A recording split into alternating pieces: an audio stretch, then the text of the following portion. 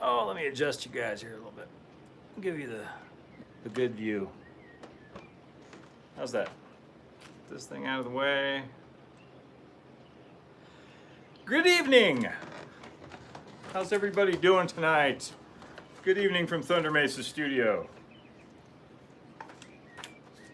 Nice to see so many familiar names, some faces and avatars, etc. You guys are great. I'm so glad you guys made it.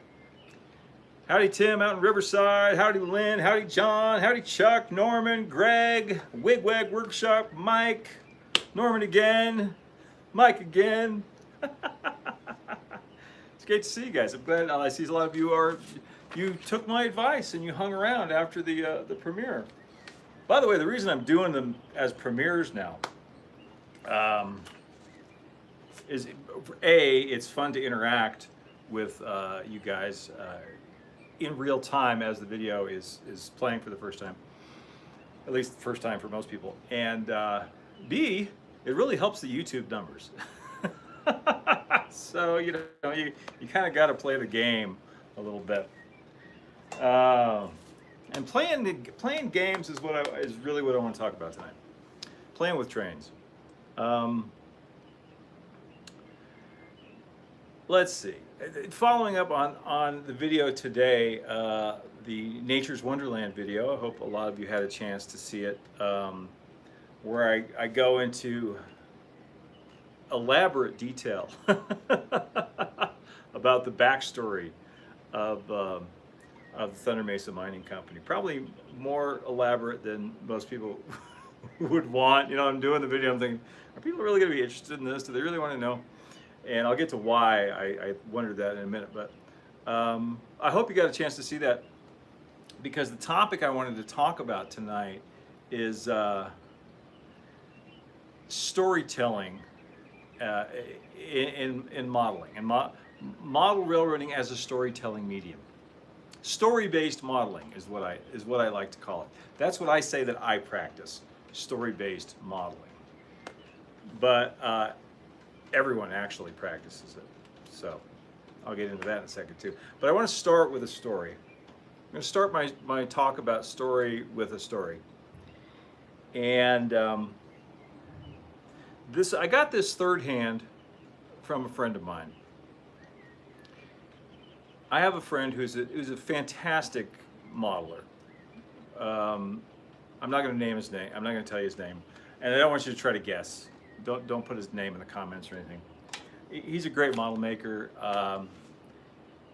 and a great storyteller. He gets it, and he created this little scene that he entered into a competition at a model railroad show. And another good friend of mine who happened to be there was one of the judges at this show.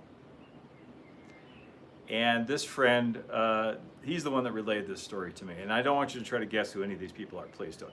It's not, who they are is not important to the story. He turned to the other judges and he goes, "Look at this, man, this is fantastic. This tells a great story. Look how well this tells the story, how it gets it across." And the head judge or whatever said, I want to make sure I get the quote right. "We don't care about that." That's what he said. We don't care about that.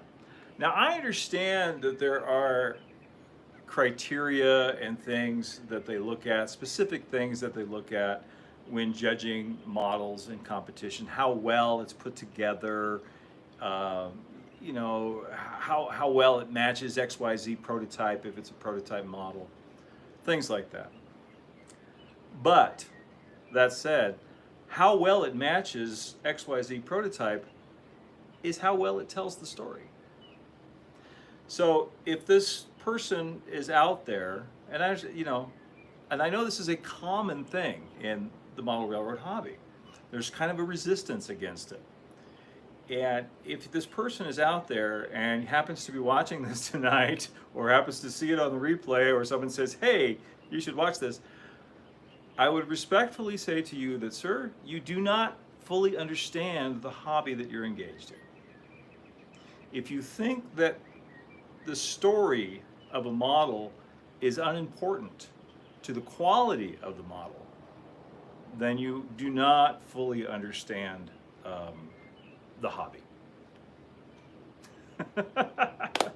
Because story is everything. And it's a word that gets bandied about a lot in the themed entertainment business. It gets used to death over at Disney Imagineering. They say the word until it's meaningless. It's become just this buzzword now. Yeah, exactly. If it's a critically judged show, they don't care.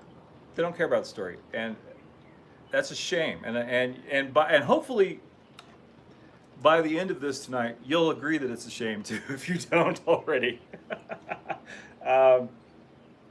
Because what I want to talk about is why, as modelers, you should care about that. Why you should care about telling a story. Why do we need to tell stories? Well, if you're interested in pursuing this hobby as an art form, which I think a lot of people are, then good storytelling is essential. Otherwise, what are you doing? What's it for? And if you're model railroading, you're already telling a story. If you're building a layout or building a scene or diorama, a scene from a story, right? If you're building a scene or a model or diorama, you're already engaged in storytelling. You're already telling a story. So you might as well make an effort to tell a good one. Make it a good story. Model railroading is a storytelling medium. All model making, I think, is a storytelling medium. Why do we weather our models?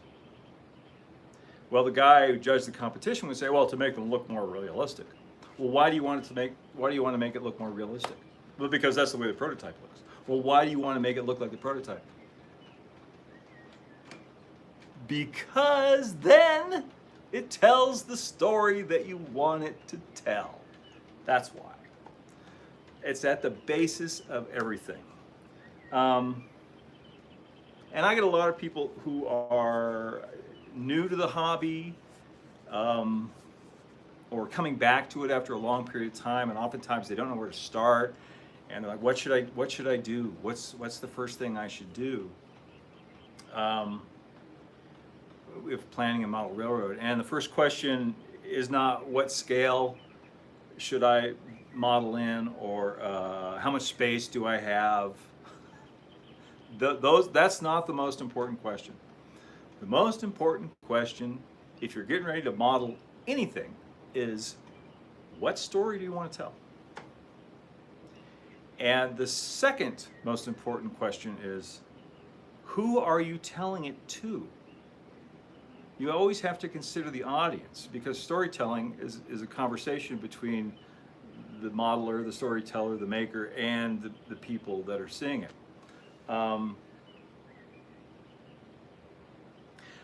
When I was thinking about doing the Thunder Mesa Railroad, I decided early on that I was going to build it for general audiences. It's built for everyone, not just for other model railroaders. I mean, I think that's a question a lot of us don't think about. Who are we making this for? We make it primarily to please ourselves, right? Who's going to see it? Me, my circle of friends, whoever comes and shows up in my basement. But most people, their family, their kids, most people have a certain audience in mind when they're starting to model something to build a model railroad. Sometimes they just want to play with trains and just do it for themselves. But if you want anybody else to see it, you're talking about then an audience. You're talking about someone who's an audience for the story. So the most important question is, what story you want to tell? And I decided right away that I wanted to tell a story that would appeal to a mass audience, not just model railroaders. And what was I going to say? Oh, a friend of mine, another friend of mine, their girlfriend said, your model railroad is made for people that don't like model railroads. And I love that. I love that because it gets to the heart of what I'm talking about. It is accessible. It's accessible. I wanted it to be accessible to people outside of the hobby that would come in and go, "Wow, this is this is really cool," because I want to entertain them with this story. Um, and I hear a lot of people say, "Well, what if you're just a strict prototype modeler?" Well, you're still telling the story. You're just you're telling a historical or journalistic story. You are doing a bunch of research. You're finding out all about this specific prototype, and you are you're telling a story about that specific prototype. And if you're a total freelancer, you're pulling it out of thin air, or you're doing a lot of research and you're basing your freelance thing on a prototype. So there's all kinds of shades of gray in between strict prototype modeling and total flights of fancy. But it's storytelling either way. It's just do you want to tell something from the History Channel, or do you want to do a John Ford Western? That choice is totally up to you. That said, I keep looking down here because I've got bullet points because I don't want to not forget what I'm talking about. I spent the morning writing these down. Like, okay, that's a good one too. That said, a story in this context is not the same thing as a narrative. A narrative is this guy does this, and then this happens, and then this happens, and then this happens, and then they get married and they live happily ever after. That is a narrative. What I'm talking about as a story is world building. And from that point of view, there are people working at high levels in themed entertainment that don't understand the difference between story and narrative, and they're making decisions. But that's a conversation for another day. That's not really what we're talking about here. If you've ever been on one of those book report rides, like a dark ride that just encapsulates, it's like the cliff notes from the movie. This is a person that doesn't know the difference between story and narrative, or doesn't know that a narrative story is not really what you're trying to do. Pirates of the Caribbean is a great example, probably one of the best rides ever created. And I'm using rides because that's I relate to that, and it relates closely to creating a themed environment, which you're doing when you create a model railroad. Is a great example of storytelling that's not a narrative. They keep trying to glue a narrative on top of it with Johnny Depp and all this kind of stuff, but it doesn't need any of that. It's the story. The story is just the world that you're going through. The best way to put this, I think, is you have to figure out the where, the when, and the why. There's the who and what are important too, but the where, when, and the why are the three most important things to decide if you're jumping into a project like this. And you don't have to come up with a fully elaborate, fully fleshed out novella, backstory like I have. You don't have to do all that. But you do have to come up with a where, a when, and a why. Where is it on the planet, or in space, or in the universe, or in Middle Earth, or wherever the heck you want it to be? When does it occur?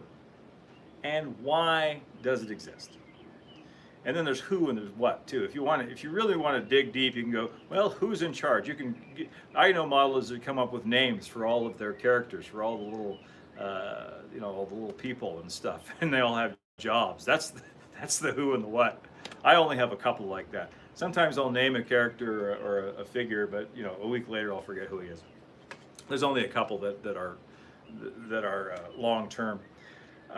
Anyway, that's not the point. You come up with the who, the where, the when, and the why And that informs the decisions on everything else. Because without answering those three basic questions, you have no parameters. You have no rules. You don't know where to start or where to stop, can be just as important. A lot of people, here's a good example. I often get comments and emails and things like that from people whose only experience with the American Southwest seems to be from Roadrunner cartoons. And I am a huge fan of Chuck Jones and Roadrunner Wile E. Coyote cartoons, and they always make the same comment. You should have Wile E. Coyote chasing the Roadrunner on that layout. And I might have a coyote that looks like a coyote, and a Roadrunner that chasing a Roadrunner that looks like a Roadrunner as kind of a wink and a nod. But they're saying I should have the actual cartoon character of Wile E. Coyote somewhere on the layout. But my story tells me that's a bad idea. Nothing against them, nothing against Wile E. Coyote, nothing against the commenter or the idea. It's just that it doesn't fit. Cartoon characters don't exist in this world. They're not part of the story. This is between 1890 and 1910. Wile E. Coyote doesn't exist yet. There are no cartoon characters here. There's no Mickey Mouse here. There's no Pluto. There's no Wile E. Coyote. Those characters don't exist. And if I did put them on there, it would create a visual contradiction. It would undermine the integrity of the story that I'm trying to tell. Does that make sense? It would be bad storytelling, frankly. Somebody might think it's funny, and it would be funny for a minute, but it's not effective storytelling. So what I'm getting around to is the maker needs to know the story backwards and frontwards. You need to understand it if you're doing it. You need to know the where, the when, the why, the who, the what. You have to know all that stuff from beginning to end. And you knowing it and then applying it to your modeling, using that as a set of parameters, rules to guide you, what locomotives should I get? Well, what kind of locomotives were they using at this time in this area? Then that's what you get. What kind of track spikes? Everything, every little detail is dictated by knowing that story, whether it's true, a journalistic prototype story, or totally made up, total fantasy. The only thing that's important is that as the maker, as the builder, you have to know it. The audience that comes to see it, the people that you show it to and share it with, they don't need to know. They don't need to know the story. 99% of the people that come and visit this layout don't know anything about the backstory that with Teddy Roosevelt and Nature's Wonderland and all that kind of stuff. I did all that for me to inform the model making, to make it easier for me to decide what to leave in and what to leave out. That's why you have a story framework. That's why it's called a backstory. It's the thing that happened before this moment that we're witnessing here in the model or scene or diorama or whatever. All of that backstory. So that's what you need to help you make those decisions.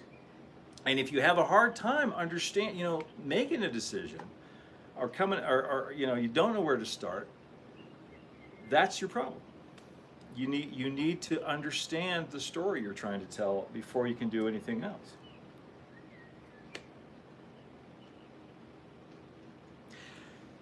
I would also say that model building, model railroading as a storytelling medium elevates it above just playing with toys. Not that it needs elevating, I love playing with toys. Toys are cool. I think adults need to play more than kids do. We're under a lot more stress. But I think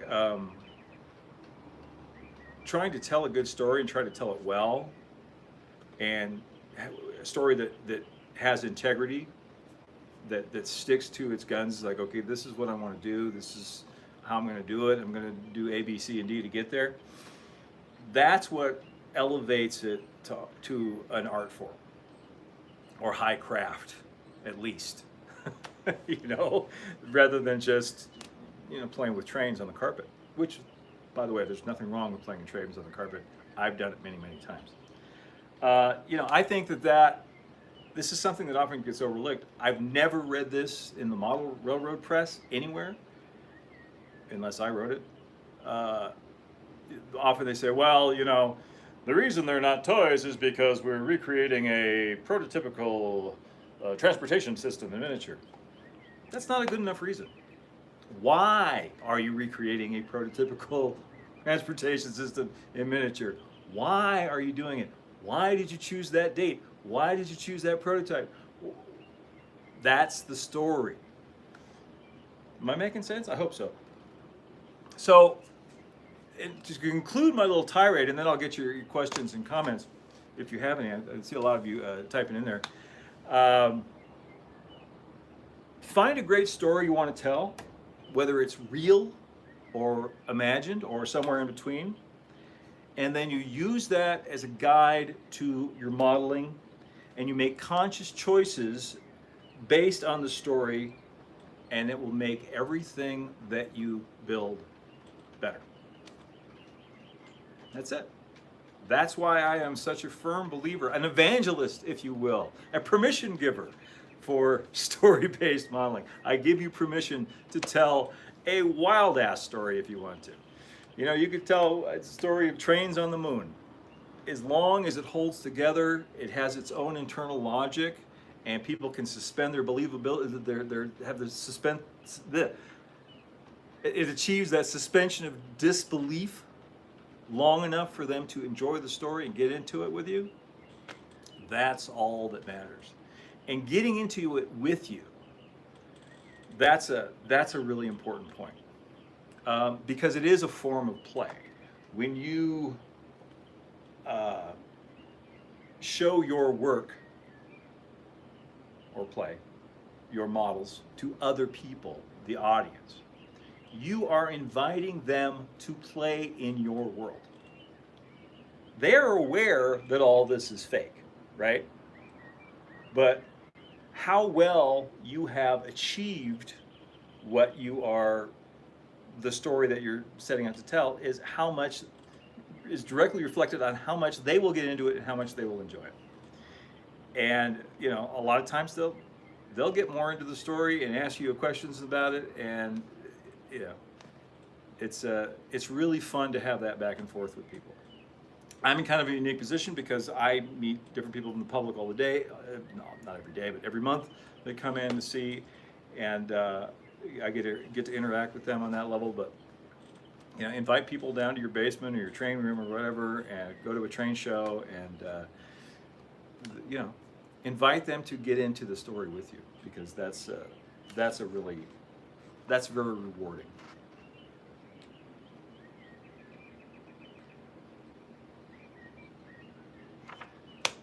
And that's all I have to say about that. No, I could go on and on.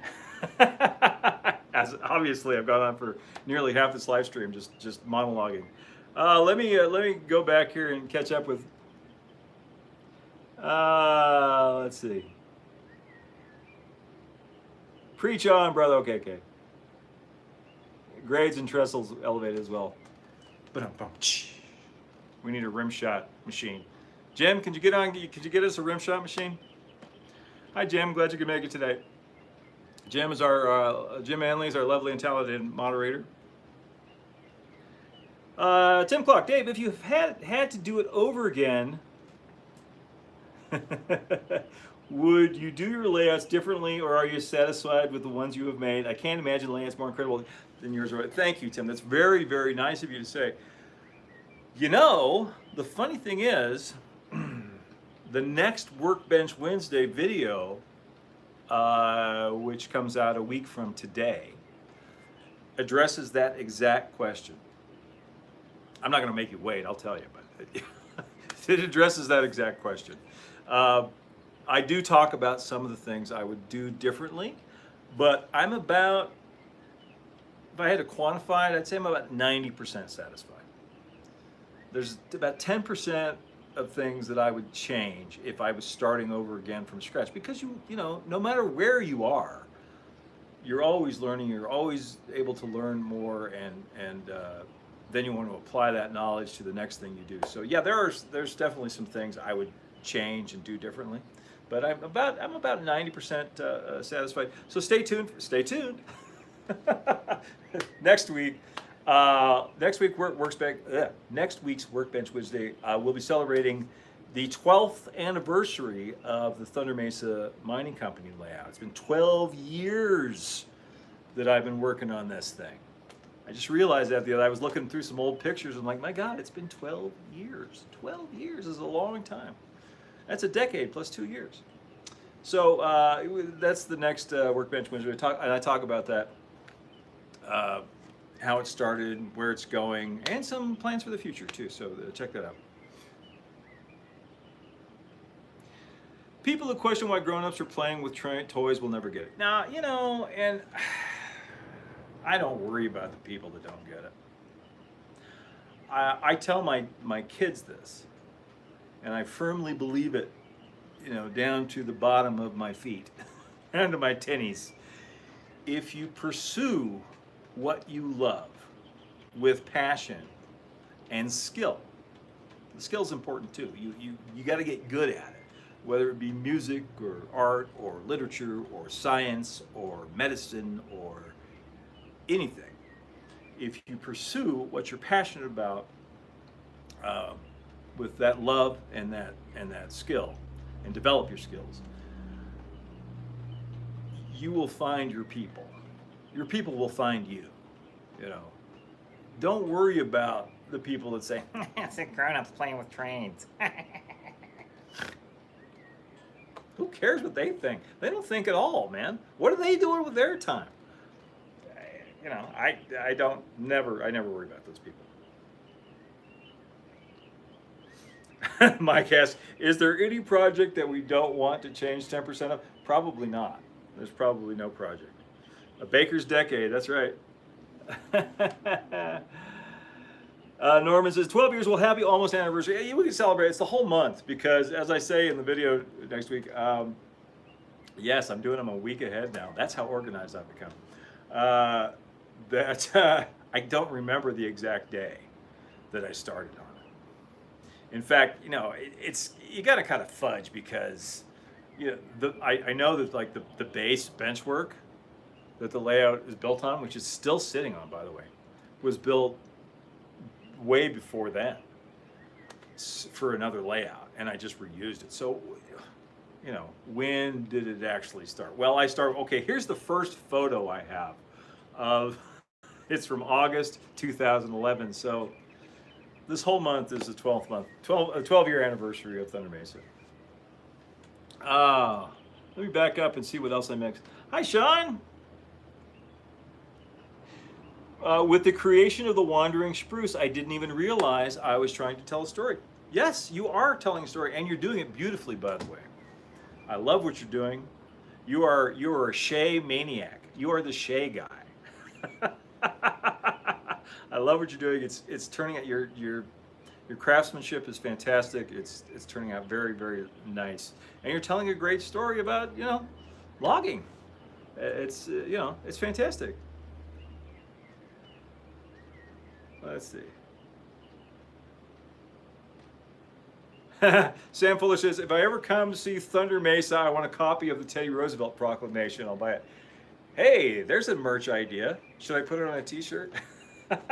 Oh, speaking of new merch, this is, we have a new sticker for Nature's Wonderland National Monument. I wanted one that looked like the ones you put on your camper, you know, your camper shell or your back window of your truck, that looked like a real national park. sticker. So they aren't on the website yet, but they will be like $2 or something like that. Coming soon to the Thunder Mesa Studio website.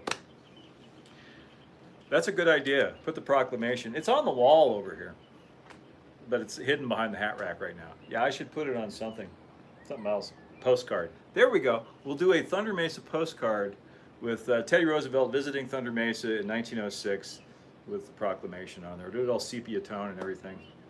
I like it. That's a great idea. Let's see.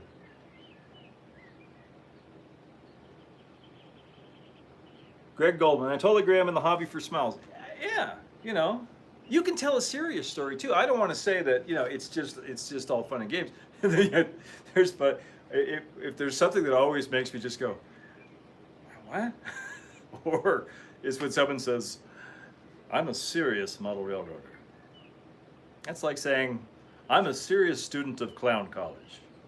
I'm a serious chainsaw juggler. Yeah, it's like, okay. You're a serious model railroader. That's great. I don't think anybody, my personal philosophy, which I don't get into that much, because I don't talk about politics or religion or anything like that, because boy, is that a powder keg. I'm not going there. But my personal philosophy is that all human beings are inherently ridiculous in some way. Myself included, near the top of the list. We're all ridiculous. Look at this. This is ridiculous. We're ridiculous, so you should never take yourself too seriously. I would like never say, I'm a serious model railroader. That said, however, there's all kinds of stories you can tell. You can tell a very dramatic story, a very serious story. It doesn't have to be all, you know, tongue-in-cheek, Malcolm Furlow fun and games. You can. There's some great modelers out there doing, you know, beautiful work. It tells a very serious story. Most of them prototype modelers that are telling that, you know, that History Channel journalistic prototype story, and that's fantastic. But I hope they're having fun doing it. I hope they're not doing it. I talked about this in my Vern Niner video too. My friend Vern, who he said to me that he felt that he was modeling to please other modelers. And how that's a trap that you can fall into. Because, you know, we all grew up like reading Model Railroader magazine, right? And let's be honest, we all wanted to see our stuff in Model Railroader. Oh, look at that model of the month. I want to be in there, you know? So you will fall into the trap of modeling for them, your peers. And if that's your audience, great. More power to you. That's fantastic. I like to have a little bit of a wider appeal because my goal, my mission, if I have one, outside of just making fun stuff, is to bring more people into the hobby. I want more people. I want more young people coming in, and I want to give them permission. So many times when I was younger, not necessarily just to me, but to other people, I would see the old guard say, oh no, that's not the way you do it. That's not the best practice. You're doing it wrong. Here, let me mansplain to you how you should be doing this. I call it train-splaining. Let me train-splain to you the correct way to do this. And I don't think that's a good approach. You know, tell them, do whatever you want. Tell whatever kind of story you want to tell. But you will be telling a story of some kind, whether you intend to or not. So, yeah, so I give permission. Just, yeah, you want to build a diorama with trains and dinosaurs? You want to go for it. You want to do something, you know, with elves and hobbits in Middle Earth? Make it happen. It would be really cool. I would like to see it. So, yeah, that's my goal, is to give young people permission to do whatever they want. Because I built this because I gave myself the permission. I said, who cares? Do it. It'll be really, really fun. And really cool, so do it anyway. I'm falling way behind on the comments here. I apologize. Damon Keenan, I've always based my model railroads on an evocative photograph that I've come across. And it's evocative because it speaks to you and it's telling a story. It's telling you a story.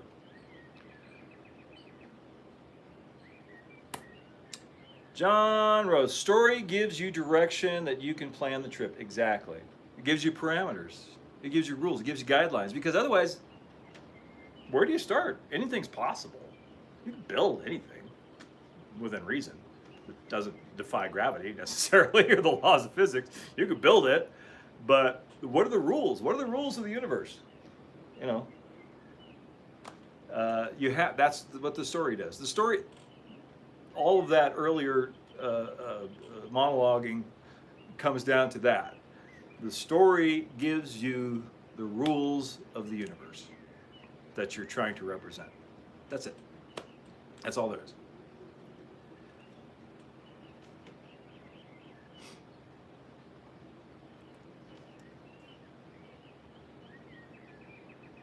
Hi, Sammy. Glad you could make it. Leading the forward, the quantity of material you create is amazing. Thank you for sharing it. Thank you so much for enjoying it. Thank you for watching. Yeah, well, having the YouTube channel and doing this almost full time now allows me to model a lot more. I talk about this in the next Workbench Wednesday, is that there was long periods of time when I was working on the layout, when I wasn't working on the layout. Some people remember this from the old days. I'd get really enthusiastic and I'd work on it for like 2 months or 3 months, and there'd be all this activity, and then I would disappear for 6 months. And then I would come back and I'd do it again. I work on it much more consistently now, and that's just because it's because of the feedback I get from viewers like you, from people that watch and enjoy the content, and and that creates a desire to make more and not disappoint, and yeah, and I'm having a blast. I'm having the time of my life. I'm working my butt off. I'm going through modeling materials like never before. I order lots of stuff and use lots of stuff, but I'm having a great time.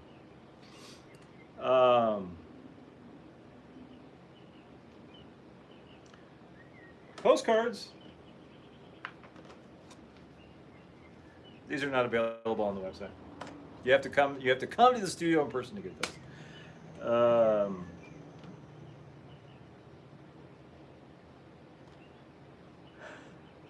A 1/40th scale visit with Nature's Wonderland roadside billboard. Yeah, I have a plan. When I build onto the front of the layout here, some of you know I'm going to add scenery down here, so you won't see this fascia anymore. It'll just be like rock, and there'll be a dirt road coming through here. I'm going to make a sign, a national park sign that looks just like this, and it's going to be right here along the side of that road. Welcome to Nature's Wonderland National Monument. But I'm going to have it so it's attached on posts with magnets, so I can take it on or off, depending on what era I feel like I'm in today, because the era of the layout is 1890 to 1910, and the National Monument wasn't founded until 1906. So if it's post 1906 in my brain that day, then I'll put it up.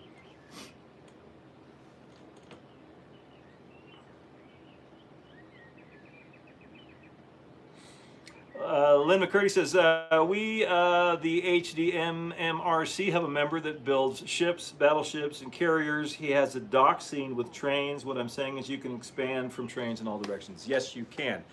Larry Burke has done some wonderful World War I military modeling along those lines with trains, World War I trench lanes. Sammy says, John Allen was no serious modeler. Oh, but he was. He was very serious about operations. He used a fast clock and everything. Came up with a whole, card orders bill system, waybill system. Yeah, he was serious, but he had a great sense of humor at the same time. But would I call him a serious model? I'd call him a founding father of modern model railroading, that's for sure.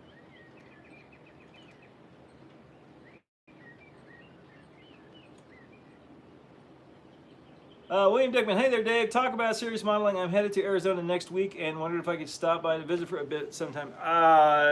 Send me an email and maybe we can work it out. I may or may not be around. I can't promise right now. I'm sorry.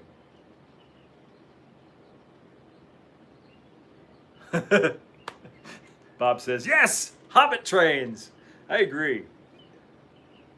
And see, once you decide on something like that, say you want to build a Hobbit train, just as a for instance, then that starts to suggest things like, well, what scale should it be? You know, what scale should the equipment be? I think like GN15 would be really cool for like a Hobbit train, where you use HO scale mechanisms to track, kind of like we do with ON30, but blow it up to 1/24th, a Hobbit scale, and then you could make little Hobbits that are about this big. That'd be fun. So starting with the story suggests all the other things. Sammy says, I saw an old photo from Montana that had a pack of mules being loaded up with mine-bracing timbers. I bought a batch of mules loaded up exactly this way. Amazing what inspires you in old photos. Yeah, I love looking at old photos to find stuff like that. They're great places to find inspiration for scenes that might fit into your story, and that's a great resource. I love old catalogs too, particularly the old Sears Roebuck catalogs.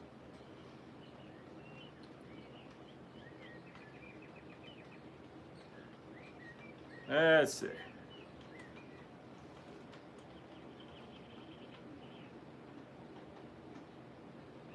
Like I said, I once started a railroad called the AD&D Railroad. It was a hobby shop that carried a lot of games. I get it. That would be cool.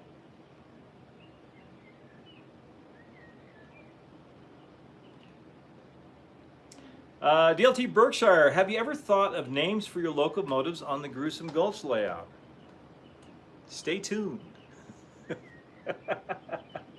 You know how the ones on Big Thunder, like You Are Bold, stuff like that? The names are going to be along those lines. It's they're going to be kind of punny. I Am Scared. Probably better than that.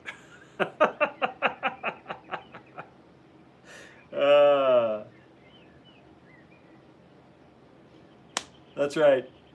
John Allen also had a laugh box hidden on the Gory Defeated and and a dinosaur. Bat train. Yeah, the possibilities are endless. It all comes down to what story you want to tell. And don't, and a lot of people say, oh, I'm not a good storyteller. Well, that's not the point. You're telling the story to yourself. Okay? Like I said earlier, you have to know the whole story. It's not like you're sitting down with people and saying, once upon a time, blah, blah, blah, blah, blah, blah, blah. No, that's not what you're doing. You are creating, if all you do is answer the three questions, where, when, and why, you're well on your way. Because those will help you answer all the other questions. Another piece of advice I give my kids, and they just love it when I give them advice. Start with the thing that you know how to do. If you're faced with a big project, say it's coming up with a story, or building a layout, or coming up with a model railroad story, or something that you want to do, and you don't know how to proceed, do the first thing you know how to do. Answer the question, where? Where is it? That's easy. Where is it? Where is it located? What, when is the next one? Okay, pick a time frame you like where you might be able to find some equipment that's commercially available. And why? What does it do? What does it move from A to B? Is it a mine train? So you answer those three questions, that's the first thing, and then from there you'll get to the next thing.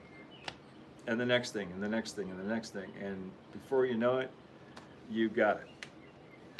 So yeah, start with the first thing you know how to do and go on from there.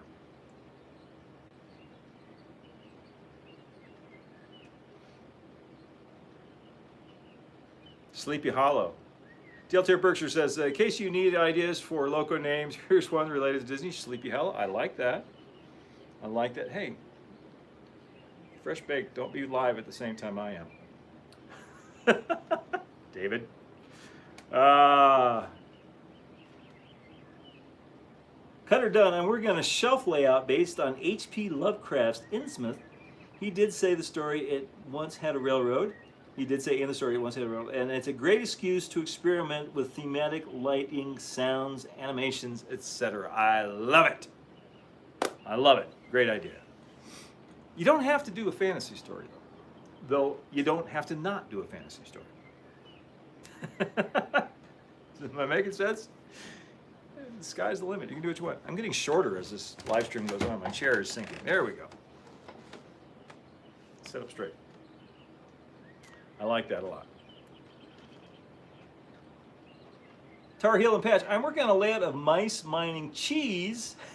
I love it. Taken from Tweetsy Amusement Park Mouse Mine Kids Ride in ON18. That's great. That's great. The Grumpy Hollow, Happy Hollow, Doc Hollow. I like it. I like all those names. I want to have a mine probably over there under Rainbow Ridge, which is going to be the Seven Dwarfs mine. But there won't be cartoon characters. I don't mind putting an Easter egg in there, a little wink and a nod, but I have limits. Those are the rules. Those are the rules I set for myself. If somebody came up with a model railroad, it would be really cool. Toontown. Do a model railroad of Toontown, and do it in that style. I would love to see that. That I would love to see. And then you can have Wile E. Coyote, and the Roadrunner, and Bugs Bunny, and all his pals. That would be great.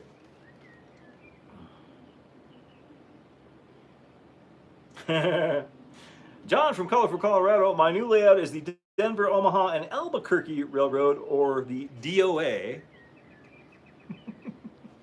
I like a good pun name. Just name it the Seven Dwarves Mine. Yeah, I think I do. You did a Toontown layout for your grandson? Awesome.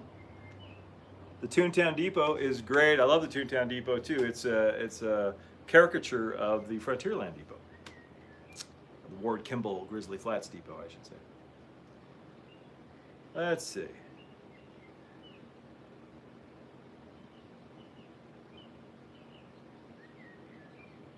Wheelchair Guys Hobby Channel. A train would have made it so much easier for Frodo and Sam to get to this stupid ring back to Mordor.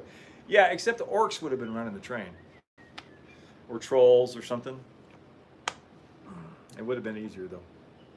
It would have been a lot quicker. Let me see, I'm backed up. I'm way behind. Lynn McCurdy, Dave, you keep referring to a video coming out. Was it the one I saw earlier today, the history of your layout from 12 years ago? Yes, it's the one you saw today.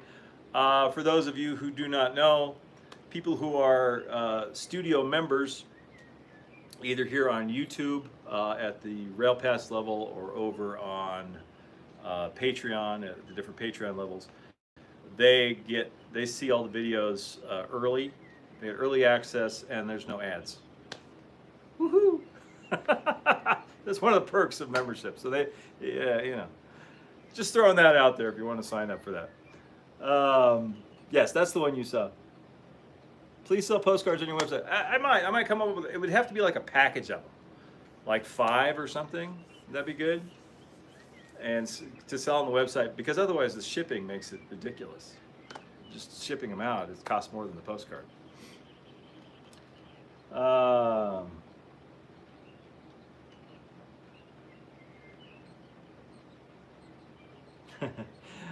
Mike McCauley, come up with a reason for fantasy characters to be in your real world. One of the stations on my railroad is a Renaissance fair, so there will be fair performers and cosplayers, problem solved.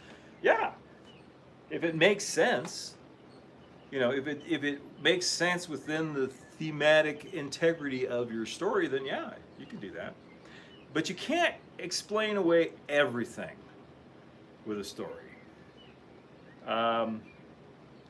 This is something they've tried to do at Disney recently. You know, they'll come up with some wild ass thing and say, "Oh, there's pirates on Tom Sawyer Island now." Well, because this and this, and then we have a story that explains it all the way. I don't really mind that all that much. A good friend of mine art directed it.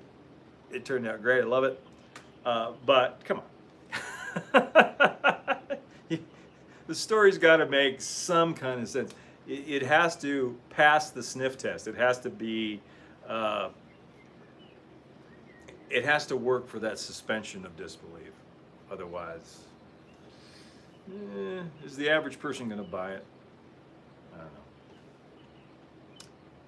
know. Let's see.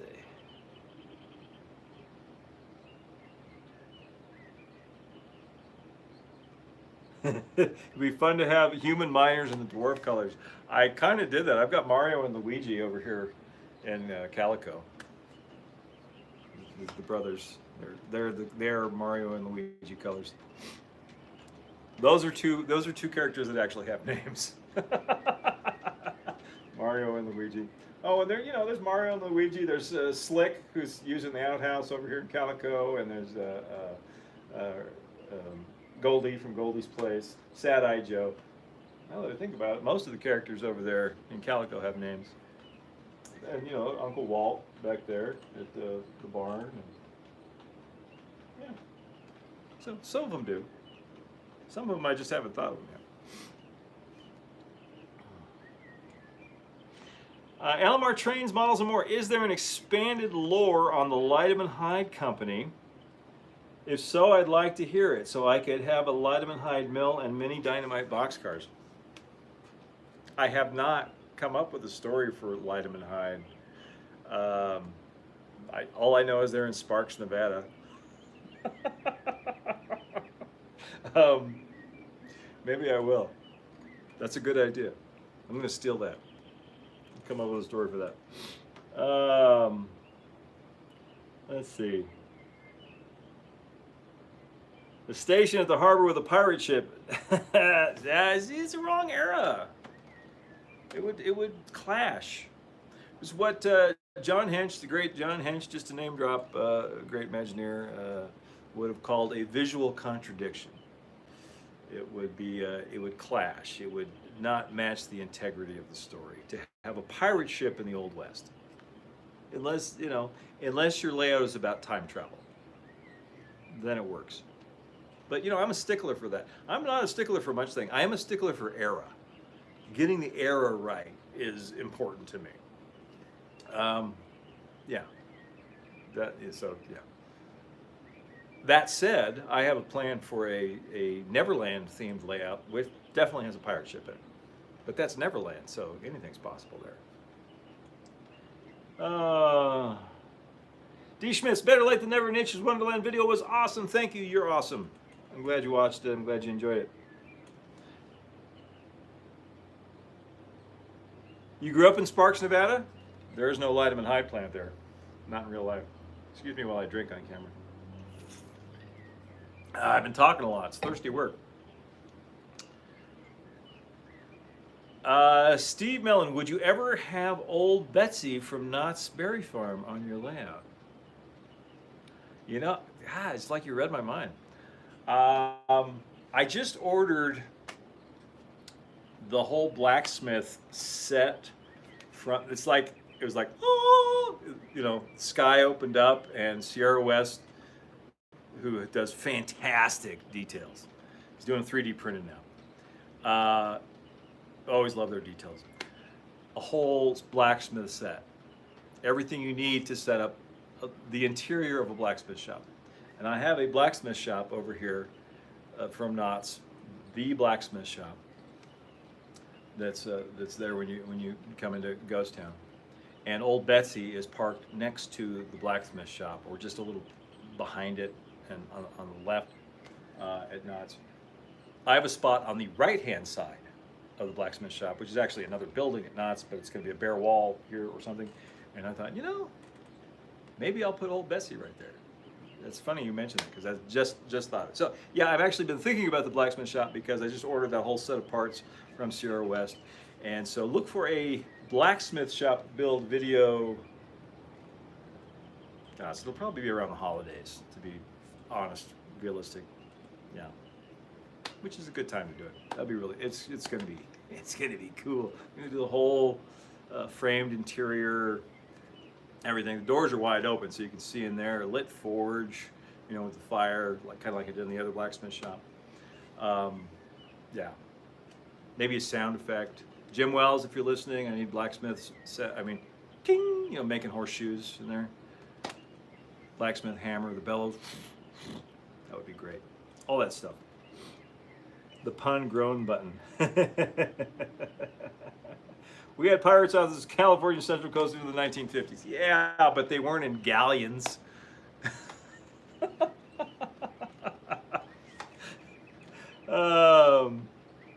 Let's see.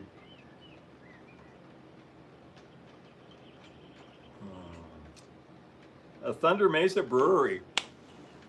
You're right. I do need a Thunder. I do enjoy a beer from time to time. So a Thunder Mesa brewery. Where would I put it though? Breweries are big. If I ever, you know, maybe that could be in the town of Tumbleweed. Except it should be in Thunder Mesa. If it's Thunder Mesa Brewery. I don't know. Yeah. I don't know where I'd put it. I could have a Thunder Mesa brewery car. You do a reefer. There are no reefers. I have no reefers. Did you know that? No, there are no refrigerated cars on the Thunder Mesa line. I need a beer car. Thunder Mesa Pale Ale. Sounds good right about now, doesn't it? And then we could do T-shirts. That'd be great. What era were the guys from Blazing Saddles? It was like 1880s.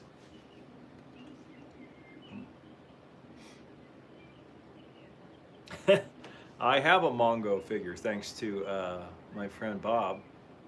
I have Mongo and his ox. And I have Sheriff Bart also.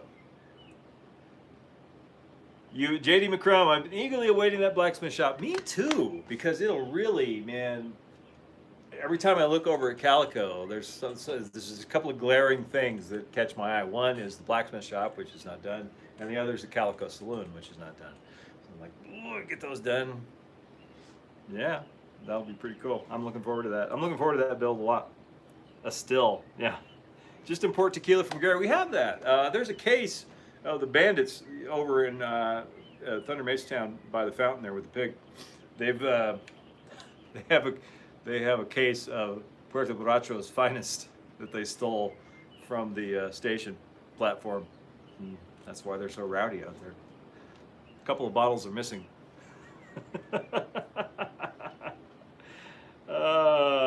Someone did a still on the business card challenge this year.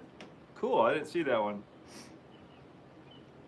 I see, I knew someone would go for the low-hanging fruit of the reefer joke. It's reefer madness. Yes, also a child of the 70s. I still have to talk in low tones.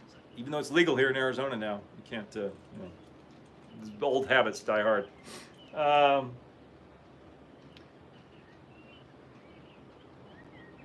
It'd be funny if Thunder Mesa had a freeholding plant. I thought about that, but it's not really the right era. Yeah, oil and gas mining, or oil and gas cars, you know, tanker cars, that would be later. That would be 1920s at the earliest, probably. Someone will correct me if I'm wrong, but probably not the. See, again, the rules tell you what to leave in, what to put in, and what to leave out. Maybe your brewery, DLT Berkshire, maybe your brewery should be put in a high place near the mountains because liquor needs to be processed in a cool environment. That's true. You have to keep the beer cold and you have to keep it out of the sun. That's why beer bottles are either green or brown usually, at least before they were pasteurized. That was to keep it from, you know, spoiling in the bottle. And then you can say, it's the water. It's mountain spring water. Hey, this hour has flown by. One more here. Question from Michael Bloom. From a three-railer, do you know if anyone has produced the Bach Lumber Company #1, seemingly the only 044T Forney type standard gauge steam locomotive running at the Hoosier Valley Railroad Museum? I have to end on a question. I have no idea. I don't know the answer to that. I'm not an expert on 3-rail at all, O-gauge, O-scale stuff. So I have no idea. Maybe one of our other members here or viewers might be able to answer that for you, but I do not know. Thank you all so much for showing up for my live stream tonight. I really enjoyed spending this time with you. I hope that my little talk about story and modeling, as if you hadn't thought of it before, will make you think of it now. Don't get hung up on it, though. You know, don't get all hung up on it.